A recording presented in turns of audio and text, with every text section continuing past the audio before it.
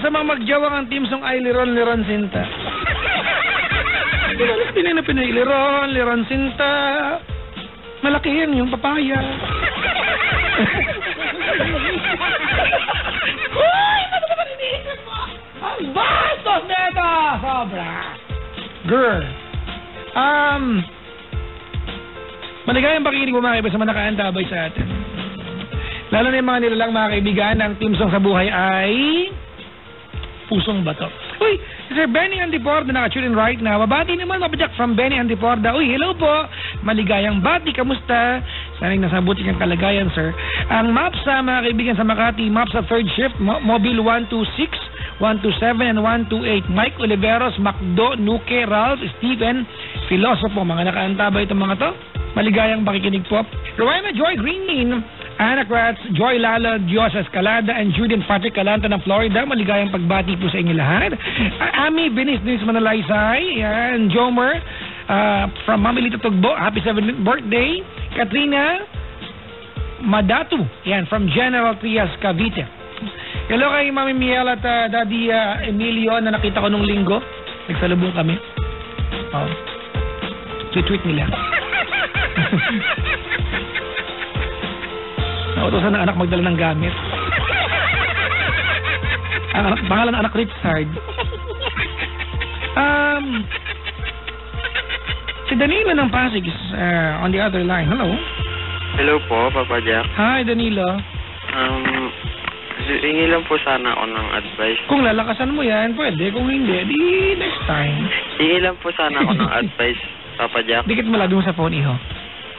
Hello po, Papa Jack. Yan. Danilo, ilang taon na? 19 years old po. Taga Pasig. Saan banda sa Pasig? Sa boundary lang po siya ng Pasig na bali may bunga po. May bunga. Opo. Pero dito po ako, Papa Jack, sa Santa Mesa ngayon nag-work. Anong work mo? Security guard po. Okay. Uy, parang hindi ka security guard. Yung datingan mo parang medyo soft-spoken. Anong probinsya mo? Cagayan Valley po. Cagayan Valley. Ilocano? Opo. In fairness, ha? Manilenyong ang peg mo. Pero ano ka, fluent ka sa Ilocano? Di po. 1 year lang po kasi ako nag-stay sa Cagayan Valley. Natuto lang po ako nun. Nakakaintindi ka lang? Opo. Alright, sige. Alright, kwento mo sa Papa Jack na paglilingkod kasi. Papa Jack kasi po yung nagka-problem po kasi kami ng wife ko. May wife na po kasi ako and may isang anak po. Nagka-problema po kasi kami last December sa third party po. Bali yung naka-third party po kasi best friend ng asawa ko. Nagka-third party yung asawa mo? Ay, ako po. Ay, ikaw? Opo. Ginawa mo yung best friend ng asawa mo? Hindi naman po ginawa. Yung parang di ko po kasi alam yung tawag doon. Parang nagkaroon lang po kami ng... ginawa? Ano ba? Nagkaroon lang po kami ng onting yung... Hindi ko po kasi malala kung paano may paliwanag. Ano yung onting ano yung onting anuhan na yan? Ha? Ikwento ko na lang po, Papa Jack. Okay, sige, alright. Sige. Sakto po kasi noon nung binyag po kasi ng anak ko noon. Kinuha po naming ninang yung best friend ng asawa ko na naging friend ko rin po sa Cagayan. And then nung dati pa po talaga kasi yung girl na yun po hindi naman po siya kagandahan ganun pero parang yung brad nila matapos ang lahat lalaitin mo ng ganyan ha. Yung girl naman po siya hindi naman po siya kagandahan pero parang malakas po yung niya sex appeal niya sa akin. Alam mo ang tawag diyan? Alam mo tawag? Ano po? Animalistic beauty. Tapos, di ba yung tawag dyan? Yung, di ba, malakayop na alindog. Tapos po, nung, gano'n na nga po siya. Ngayon, matagal po kami hindi nagkita. Last nakita po namin nung binyag po ng anak ko, nung December 6. Ngayon po, nagkita po kami. Ganun nga po. Tapos, medyo saucy po kasi siya. Tapos, saucy? Opo, yung, kumbaga, kikay ba? Kikay. Po. Ako na sakto po no na binyag po na anak namin pero nagkakaproblema po kami ng asawa ko. Ngayon po, nung para bang naano ako doon yung lahat ng attention ko kahit ano, nandun sa girl, wala sa asawa ko. Ngayon po, nung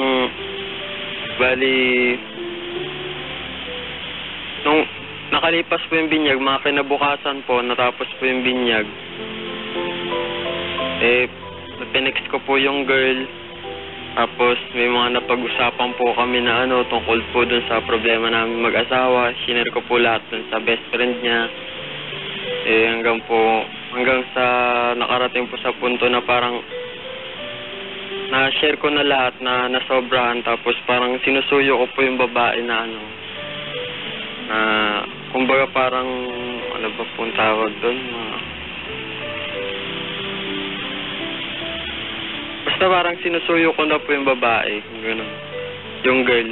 Kasi nga po nagkakaproblema kami ng asawa ko, kahit po tinuloy lang po namin yung binyag na yun kahit may problema kami. Tapos hanggang sa nung magka-text po kami, nung kinuha po nung asawa ko yung cellphone, nahuli po kami, nabasa niya po lahat. Okay, liwanagin mo sa akin, ano ba ang meron sa inyo nung kaibigan niya? Bali, dati po magkaibigan po kami. Tapos Hindi, nung nahuli kayo. Nung nahuli po kami, nag-ano lang po kami, parang in-honest lang po, ano, parang nililigawan ko na rin po siya, ganun. Nagpapaligaw naman. Hindi, medyo po, parang maano po kasi. Umalandi din sa'yo. Parang medyo po. Kasi Hindi, Brad, ganito ano, hindi mo nililinaw sa akin, ano ba talaga? Right? Ano ba talaga? Yung sa amin po nung girl? O ano nga, parang ayaw, pinagkatakpan mo, ano nga talaga? Hindi, sa amin lang po, nung ano, nililigawan ko po siya, tapos parang medyo kumakagat din po siya. Okay. Ang ganun po, tapos nung nahuli po kami nung asawa ko, di galit na galit po siya, halos makipaghiwalay po siya, halos tinaktan niya po ako, binugbog niya po ako. Oo, kapag paawa, Brad, dapat lang sa'yo yan. Di po, tapos... Kasi pag ako makikisapak pa ako niyan. Best friend niya, hindi ka na nahiya? Di po, sakto po kasi parang, hindi ko po kasi parang, nung sakto po nag-aaway kami, parang yung, basta nahuli kami, nagkahiwalay kami, ngayon, inausap po kami ng parents ko. Yun, nagkasundo po na ano, bibigyan daw po niya ako ng isang chance, pero ang tagal niya po bago naka-recover sa ano. Ngayon, sabi niya, hanggang ngayon po wala, yung kumbaga yung tiwala, hindi pa masyadong buo. Ano na nangyari sa kanila ng ano, best friend niya daw, na malandi? Yun nga po yung hindi wala na, pinutol na nila yung contact nila, tapos wala na, parang nagalimutan na sila. Tapos nung ano, kinausap, binigyan niya po ako ng chance, pero hanggang ngayon po yung tiwala po, wala, parang hindi pa rin po niya. Gano'n katagal na lumilipas, Brad? Last December lang po. O, kailan lang pala eh. Nagreklamo ka na? Hindi po yung, kumbaga sa ano, ang naano ko lang po kasi papadya ko yung iano ko. Parang nakasira po kasi ako ng friendship. Brad, it's too late na pa yan ang isipin mo. Ano ba tanong mo sa akin? Kumbaga kung ano po bang gagawin ko kung ano, kasi yun nga po, nakasira ako ng friendship, tapos kung paano ko po ba maibabalik yung tiwala niya na ano. Brad, unang-una, wala nang remedyo yung friendship nila. Kasi, Brad, ganito ano, kung matinong best friend diyang kaibigan ng asawa mo, makipag-textmate lang sa'yo, mag-reply lang niya pag alam niya nakikipag-flirt yan, diyan gagawin niya. Diba? Nag-gets mo yung point? Opo. Oo. Tapos ikaw, Brad, huwag ka nang kunyaring concerned ka pa nakasira ka ng friendship. Wala na, tapos na. Huli na ang lahat, Brad, nasira mo na yung friendship nilang dalawa. Ikaw kasi manyak ka kasi. Parang tangang ka, gago ka kasi. Ano ba na magitan talaga sa inyo ng kaibigan niya? May nangyari ba sa inyo? Wala po na lang po, Papa Jack. Gusto mo may mangyari sa inyo? Hindi po, wala. Sinungaling. Di ba kasi sa ganun nga po yung dun sa text na lang yun, ang dami po kasing nabuong istorya ganun. Ano ba ang eksakto na basa ng asawa mo? Ayun nga po, na sinusuyo-suyo ko po yung ganyan. Okay. Doon po yung nililigawan ko po, tapos hanggang sa ang dami ng nabuong istorya. Kasi nga po, magkakasama kami nung binyag, nung bago magbinyag, magkakasama kami. So, Buti hindi niya kinalbo yung best friend niya, no? Elite niya na po nalaman, nakaalis na. Ayun lang, hangers. But ganito, work on the trust. Of course, it will not be, automatically, again, awarded sa iyo dahil pangako ka na, hindi na uulit. You have to work on that. Kailangan mo yan. Ipunin yan. Winala mo eh. Alam mo, pag tayo, bro, may karelasyon tayo, iaabot sa atin yung 10% ng tiwala at nasa sa atin kung paano natin gagastusin yan. Di ba? Ikaw, winaldas mo nang sa walang kapararakang bagay. Ilan lang, December lang. Salamat ka, binalikan ka eh. Di ba? Huwag ka magreklamo. If it will take a lifetime for your wife to forgive you, well, so be it. Na magagawa dyan. Ginusto mo eh. Gago ka kasi. Ang ligob mo. Papa Jack, doon po ba sa ginawa ko, ito na po ba yung parusa? Kasi, doon sa nangyari na po yun, yung mga relatives niya, halos, ang dami pong naging feedback sa akin. Alam ka na matuwa sila sa'yo. Anong gusto mo marinig mo sa mga kamag-anak niya? Ay, si Danilo, ay grabe yan. Tsaka ang bait yan, yung batang yan. Naku, ang manyak niyan, gano'n. Natural. Tsaka po yung issue na po kasi yun nga, text lang, tapos kumalat. Brad, wag mong pangangatwira na text lang naman. Diba? It's still the intention of cheating your wife. Diba? And let alone you cheated your wife with her own best friend. Malala yan, Brad. Hindi ako makalat pa po kasi yung kumakalat ba may dagdag na yung may nangyari daw na kahit wala naman po. Ako ba naniniwala ba kung wala? Wala naman. O diba? Exactly the point. Mahirap paniwalaan. Ito na po. Brad, nung time na nagsinungaling ka at niloko mo yung asawa mo at kinarino mo yung best friend niya, simple lang ang ginawa mo, Brad. Tinanggalan mo yung sarili mo ng karapatan na pagkatiwalaan ka. At kung sakali magpaliwanag ka sa kanila na yung mga bagay na hindi mo ginawa, maniniwala ba sila sa'yo? Of course not. Kasi Brad, wala silang tiwala sa'yo eh. Huwag ka magreklamo, Chong. Alam mo yan ang pinakabangit na part dito, nagreklamo ka na yan tingin nila sa'yo, ikaw gumawa niyan eh. Hindi nila sinadya na basta ganyan ang tingin sa'yo. Ikaw ang gumawa niya, kung wala kang ginawa, hindi ganyan na magiging tingin sa'yo. Tama, mali? Huwag ka magreklamo, Brad. Kung hindi mo kaya, total, hiniwala lang kanya, kung hindi mo na kaya, na pagdaanan yung impression sa'yo, can't take the heat, get out of the kitchen. Yun ang kasimple yan. Pero siyempre gusto mo i-survive yung family mo, tama? Opo. Pagtiisan mo yan, ginawa mo yung kalokohan na yan eh.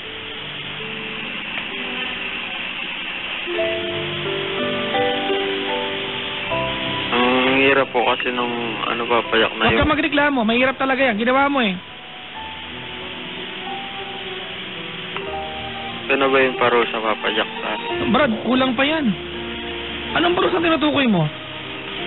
Yung pahiya ko sa mga taong nakapaligid. Ay, yan lang ba? Yan lang ba, Brad, ang nirereklamo mo dahil napahiya ka? Saka yung yung nawala yung tiwala sa akin. Kasi nga may ginawa ka nga. Nagtakuan mo tong gagong to, oo. Anong gusto mo? May ginawa ka, may tiwala pa rin sa'yo? Ikaw naman ang gumawa ng dahilan kung bakit wala siyang tiwala, kung bakit galit sila sa'yo, di ba? Opo. O ba nagreklamo ka?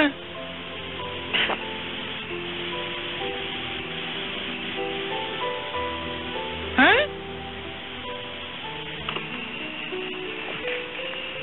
Ba't nagreklamo ka? Wala po kasi. Ikaw may ginawa eh. Ikaw may ginawa, Brad.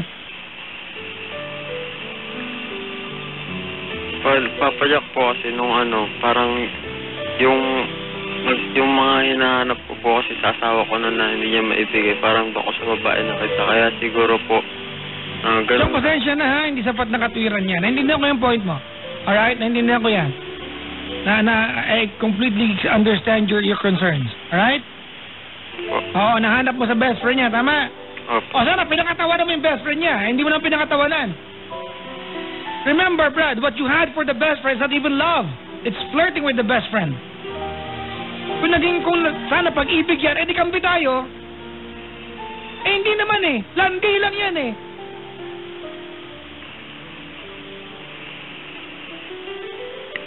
Huwag mo nang pakatwiranan kasi maling-mali ka nga. Gagong to.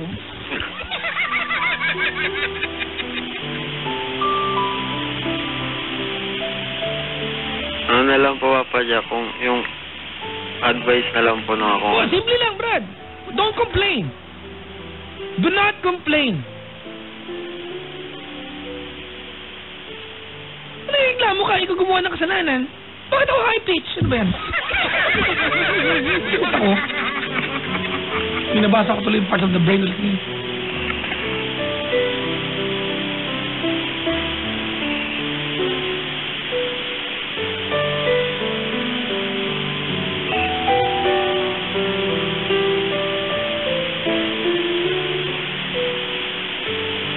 Papa Jack, tips naman po para nung kumbaga madagdagan niyo. Wala, wag ka magreklamo. Brad, wala. Kasi pag yung asawa mo nagwawala at naalala niya yung ginawa mo, Brad, wala ka mo pwedeng sabihin to make it go away, period. Oo nga Honestly, po. wala ka mo pwedeng sabihin. You know what you can say? Sorry and then shut up. That's it. Oo nga po, Papa Jack, bakit po gano'n na pag yung nag-aaway kami kahit na pag sinolve mo yung problem na siya talaga yung may kasalanan. Oras na isingit niya yung naging problema namin. Oh, Brad, yan yun Lose. Oo, yan yun, Brad, ha? Huwag ka na magreklamo. Lagi mauwi sa ganyan yan. Opo. Okay? Kasi, Chong, kung sana napagbintangan ka lang kampi tayo, hindi may ginawa ka kasi talaga And you're supposed to suffer from your stupidity. Huwag ka magreklamo, ginawa mo to Kaya magkakampi ngayon.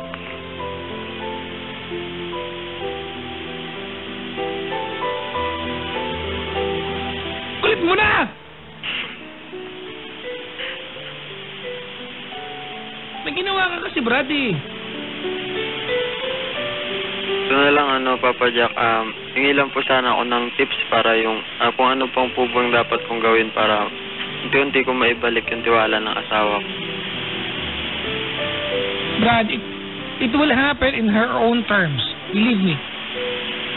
It will happen in her own terms. Hindi mo kontrolado yan. As a matter of fact, para magkaroon ka ng tip, 10 years down the road, Brad, aaalala pa rin niya yan. Ganun, Papa Jack. They don't forget. They don't forget, mga kaibigan. They will forgive you, but she won't forget.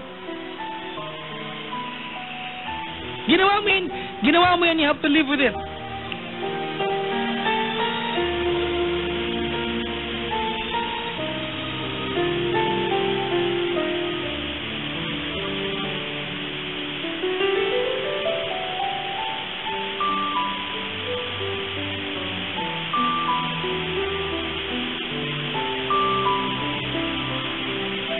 Doon nakakabusit dito. Sorry, Brad, ha?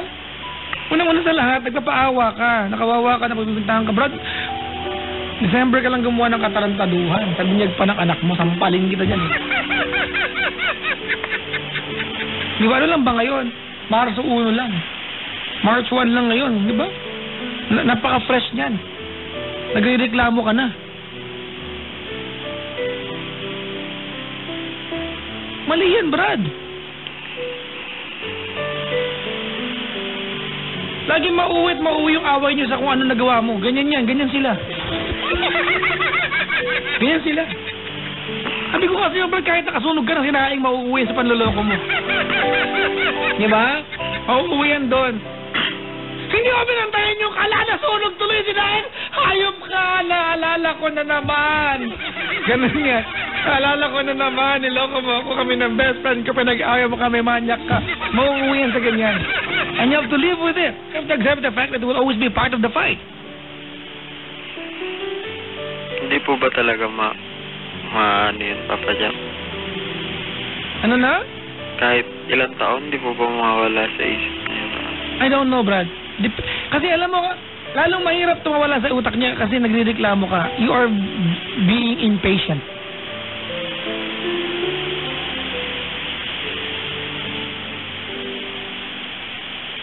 Kasi ako, Papa Jack, pinipilit ko ng kalimutan yan at para Chong!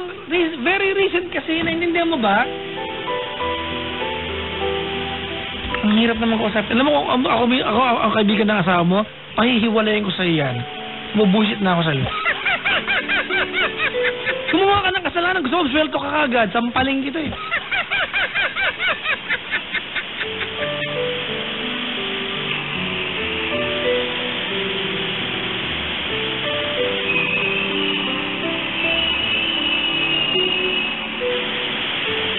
Pasensya na po, Papa Jack. Nagreklamo ka, brad eh. Gumawa ka ng kalokohan dyan, pagdasahan mo yung consequences.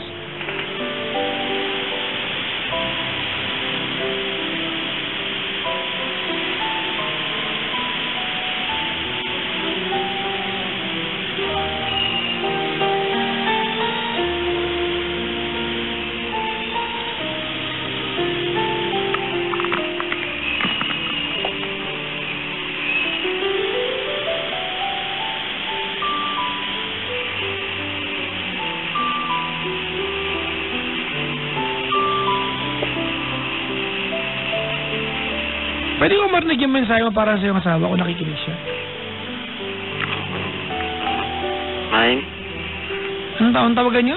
Mine po. Main ka dyan. Payat, taba. Payat. Pasensya na dun sa nagawa ko nun.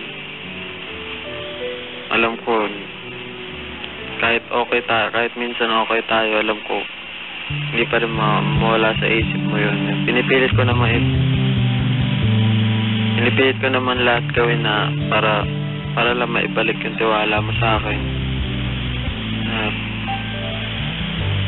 Mahal na mahal ko kayo na anak natin. Kahit dito ako malayo ako, di ba na-promise ko naman na sa'yo na nagbago na ako na kung ano yung nakaraan, hindi ko nagagawin. Okay, let's change that. Ang gusto ko, rinig sa'yo, mangako ka sa kanya na pagtsatsagaan mo, di ba naantayin hanggang dumating yung time na tuluyan niya makalimutan at gagawa ka ng efforts pagkatiwalaan ka lang ulit. Dali. Payat,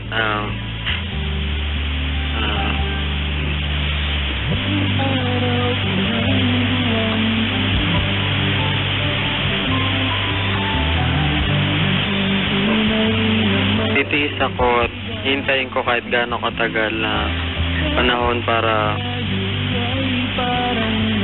ibalik yung tiwala mo sa akin na kahit gaano katagal.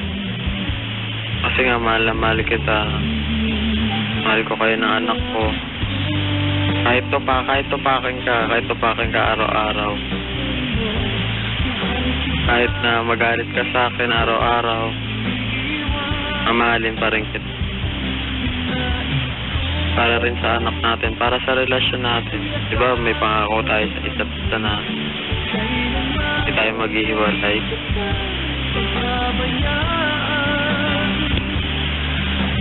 Talaga mo lang tatandaan, Payat, na mahal kita.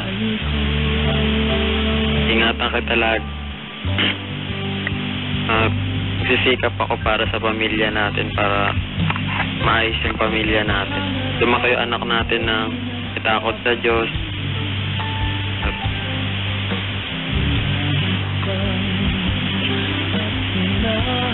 At may build ulit natin yung pamilya natin sa maayos paraan. Mahal na mahal kita, Payat. Kung sana lang gising ka pa ngayon, siguro humihilig ka na ngayon, tululaway pa. Pero lagi mo ingatan yung anak natin na kahit nasa malayo. Uwi na ako sa Huwebes. Sana isalubong mo sa akin yung mahigpit na yakap.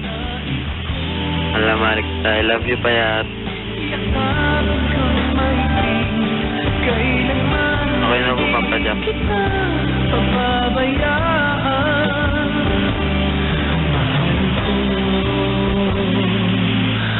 mahal ko.